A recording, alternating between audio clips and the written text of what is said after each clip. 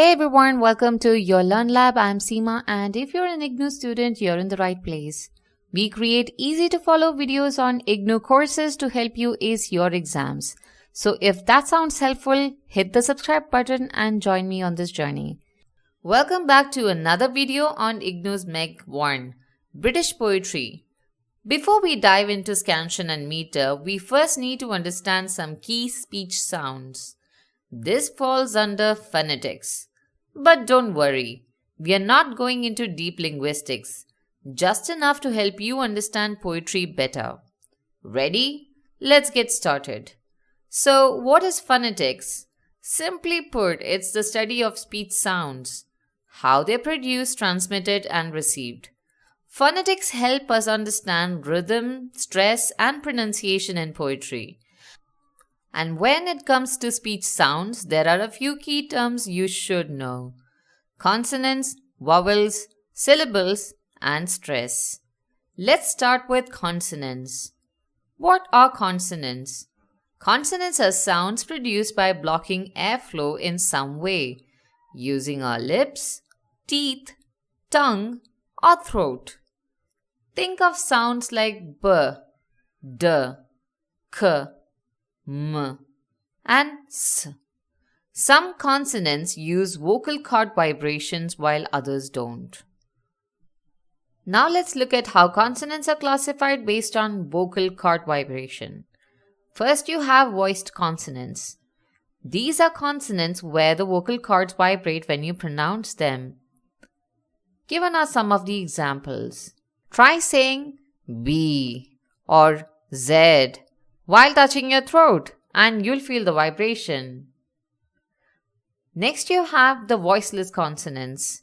In these consonants, there is no vibration of the vocal cords. You have some of the examples given on the screen for voiceless consonants, such as sh, ch, the, as in thin. If you try saying p or s, you won't feel any vibration in your throat. So that's a quick overview of consonants. Alright, let's try something fun. Place your fingers on your throat, right near your Adam's apple. Now say zzz, like a buzzing bee. Feel that vibration? That's a voiced consonant. Now say s. No vibration. That means it's voiceless. Now let's do a quick exercise. Try to identify whether the words given on the screen are voiced or voiceless. So pause your video for a few seconds, identify, and then play again to check your answers. Great job, guys! Now you know what consonants are. But then why are consonants important in a poetry? Why do they matter? Well, because they shape the sound, rhythm, and mood of a poem. Let's break it down. First, we have alliteration. This is when a consonant sound is repeated at the beginning of words. For example, dog dreams drift downward. Hear how the repeated D sound creates a rhythmic effect. This technique makes lines more memorable and engaging. Next, there's consonants. This is when consonant sounds are repeated within or at the end of words.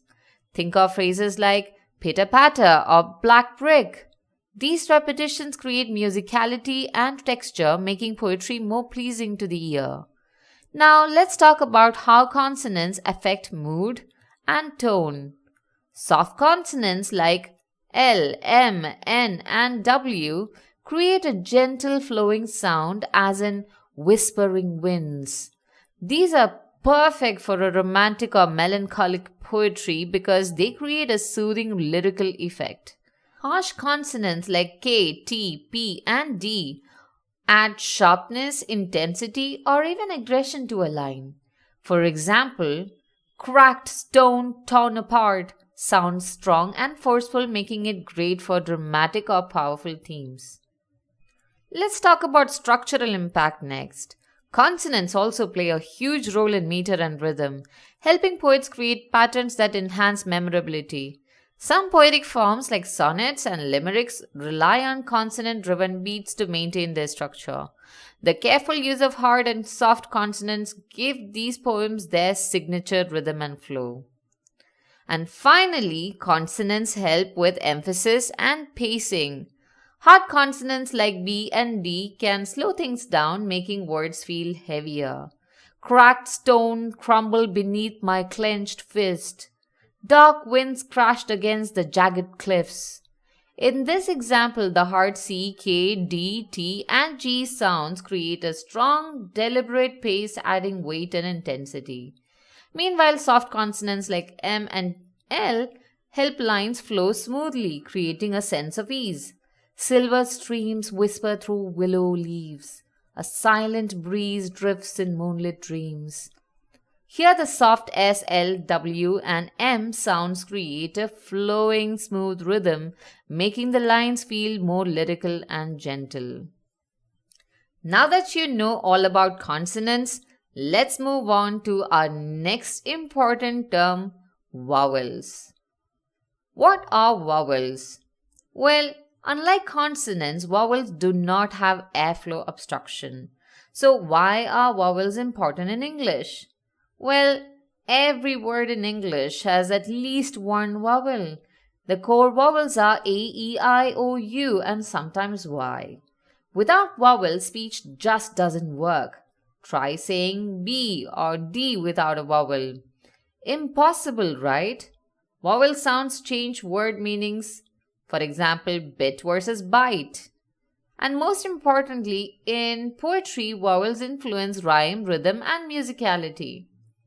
So, vowels actually come in two types, the short and the long vowels.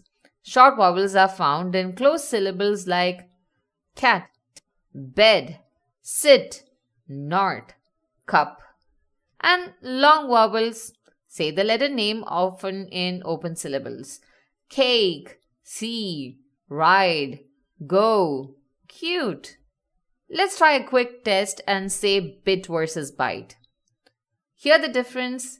The long vowels in bite is stretched out. Next we have the diphthongs. The diphthong is a two-vowel sound blended together in a single syllable. For example, time, flight, boy, toy, go, no, now, cow.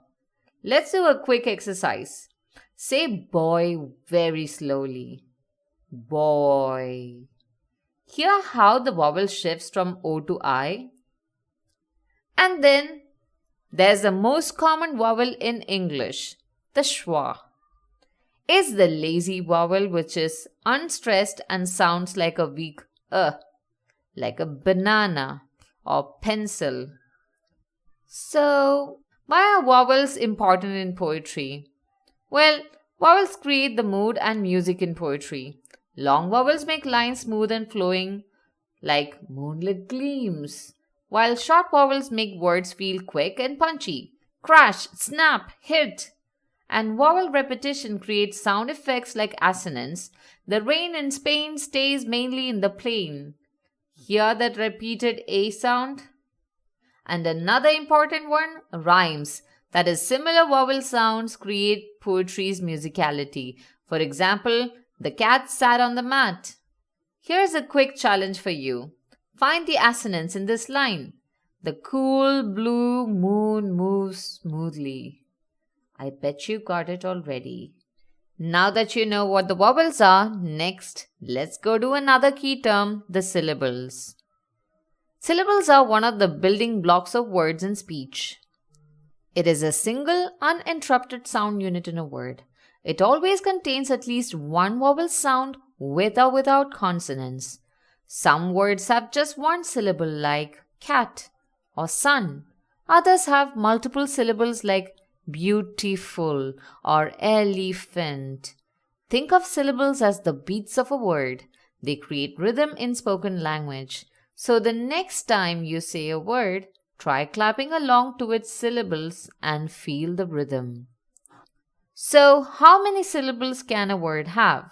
Well, some words have one syllable like cat, sun, jump. Others have two syllables like happy, table, winter. And some have three syllables or more like beautiful, elephant, amazing, and so on. Have you ever thought about why syllables matter? Well, they're actually a big deal in how we speak, write, and even enjoy poetry and music. First, they're essential for pronunciation and rhythm. Syllables help us say words clearly and smoothly. Second, they shape poetry, music, and fluency. Ever noticed how a song flows just right? That's because of syllable patterns. Third, they impact word stress and meaning. Take the word record. If I say record, I'm talking about music. But if I say record, it means to save something. And finally, syllables are key to poetic meter and word structures. Haikus, sonnets, so many forms rely on syllable counts to create rhythm. So next time you're reading a poem or singing along to a song, listen closely. Those syllables, they're doing a lot more than you think. Alright, let's talk about syllables and their 6 different types. First up, open syllables. These end in a vowel and the vowel makes a long sound. Listen to words like baby, bay, and bee, or mew in music. They sound open and flowing. Next, we have closed syllables. These end in a consonant, making the vowels short. For example, cat, jump, win. Notice how they sound quick and closed off. Vowel consonant E syllables. This is when a silent E at the end makes the vowel long, like in cake, hope, time. That sneaky E changes everything. Diphthong syllables.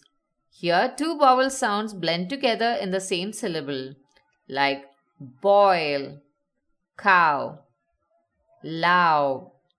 Hear how the sound glides? That's a diphthong. R control syllables are next. These have a vowel followed by an R which changes the sound. Listen to car, bird, fur. The R takes control. And finally, consonant LE syllables. These end in LE and are often unstressed. Words like table, circle, little have that soft, quick LE at the end. Okay, let's now try different ways to identify syllables. Let's try 4 simple methods. The first one is the clap method. Say the word out loud and clap for each beat. Let's try window. That's 2 syllables. Second, the chin method. Place your hand under your chin and say the word. Each time your chin drops, that's a syllable. Try it with ba-na-na. Banana. The chin drops 3 times, so 3 syllables. Third, you have the tapping method. Tap your fingers on a surface as you say the word slowly. Let's try umbrella. Umbrella. That's 3 syllables. And finally, the vowel sound count. Each vowel sound in a word usually marks a syllable. For example, computer. 3 vowel sounds. 3 syllables. These simple tricks make syllables easy to find. Try them out and see how many syllables you can count. Here's a quick practice for you. Quickly go through the words given below and identify how many syllables are in each of these words. Pause the video for a few seconds and once you have the answers, play the video again for the answer. Great going, guys! You now understand what syllables are. Let's talk about why syllables are important in poetry. First, they create rhythm and flow. Think of poetry like music. Each syllable acts like a beat, keeping everything smooth and balanced. Without rhythm, a poem can feel awkward. The second thing is they help maintain the structure. Many poetic forms rely on specific syllable counts as we mentioned earlier. For example, a haiku follows a 5-7-5 pattern. Here's one for you. A gentle breeze blows, 5 syllables. Leaves dance on the soft green grass, 7 syllables. Whispering summer, 5 syllables again. And then we have like sonnets, which have a structured rhythm that depends on syllables as well, and more. And finally, they enhance emphasis. The number of syllables in a line can change the tone and emotion of a poem. Short, sharp syllables create urgency. Longer, flowing syllables feel more gentle and expressive. So syllables are more than just sounds. They shape the way poetry feels, sounds, and connects with us. Pretty cool, right? Finally, let's talk about the final key term that we are to discuss in today's video. Word stress. Now, let's dive into word stress and rhythm in language. What is word stress? It's when one syllable in a word is pronounced louder, longer, or with more force than the others. So, why does it matter? Word stress can change the meaning and flow of a word, making pronunciation clearer and speech more natural. Let's look at some examples. Table. The stress here is on te. Believe. The stress here is on leave. And in poetry, stress helps shape rhythm and musicality, affecting how a poem feels and sounds. Poets use stress patterns to create emotion, emphasis, and flow in their lines. So next time you read or write poetry, pay attention to word stress. It's a small detail that makes a big difference. Now, how do we identify word stress though? Let's go through some simple methods. The first method is to listen for loudness. Say the word naturally. The loudest and the most emphasized syllable is a stressed one. Try it with believe. You'll notice leave is louder and longer.